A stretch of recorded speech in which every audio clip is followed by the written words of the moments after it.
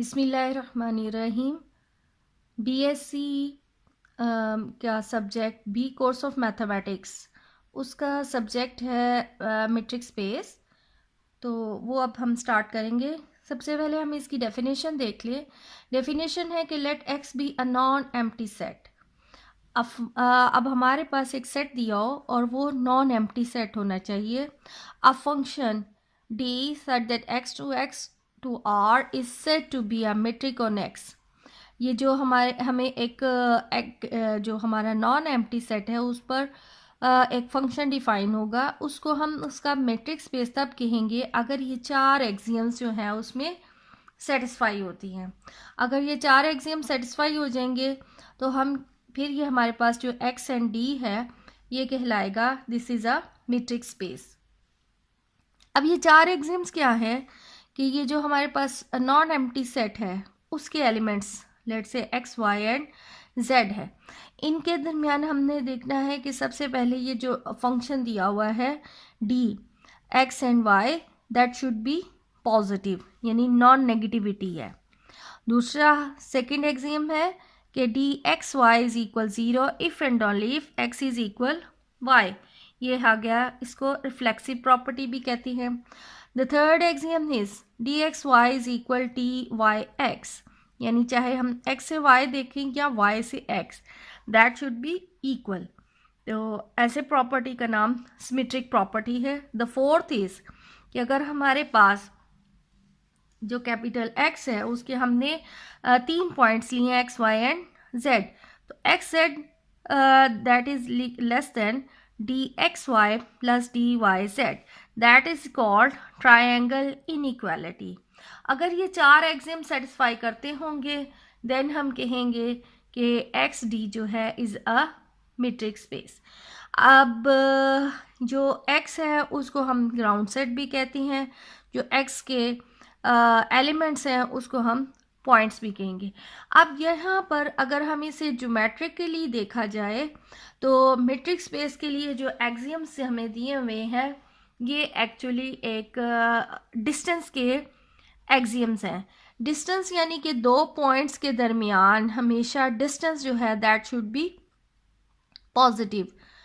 और यानी यहाँ पर एक ये लेट से x है एंड ये पॉइंट y है, तो इनके दरमियान डिस्टेंस हमें मालूम है कि एक हमेशा जो है वो एक पॉजिटिव वैल्यू होती है। अब इसी तरह यह है कि D x Y is equal 0 if and only if x is equal y। अब अगर यही पॉइंट x है और यही पॉइंट को हम y का भी नाम दे दें तो इनके दरमियान देन डिस्टेंस जो है वो 0 होगा।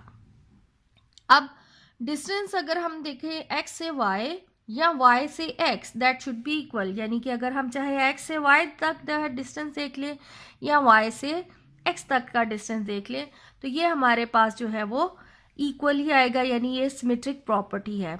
इसी तरह अगर ये हमारे पास जो फोर्थ प्रॉपर्टी है जिसका नाम ट्रायंगल इनइक्वालिटी है, ये 3 पॉइंट्स के दरमियान है। अब 3 पॉइंट्स, अगर तीनों पॉइंट्स जो हैं वो हमारे पास x, y and z 3 points collinear हों, कोलिनियर यानी कि एक ही लाइन के ऊपर सेटिस्फाई करते हैं, यानी यहाँ पर लेट से ये एक पॉइंट है x, ये पॉइंट है y और ये हमारे पास पॉइंट है z, तो डिस्टेंस भी फ्रॉम x टू z हमारे पास वही होगा जो distance from x to y and y to z। ये तो तब केस है जब ये तीनों पॉइंट्स जो हैं वो कोलिनियर हैं। जो तीनों हमारे पॉइंट्स हैं दे आर कोलिनियर। अगर 3 points they are non collinear then हमारे पास एक ट्रायंगल शेप आ जाएगी, यानी let's say this is x and z and this is y। अगर हम इनको ज्वाइन कर लें तो we have a triangle shape.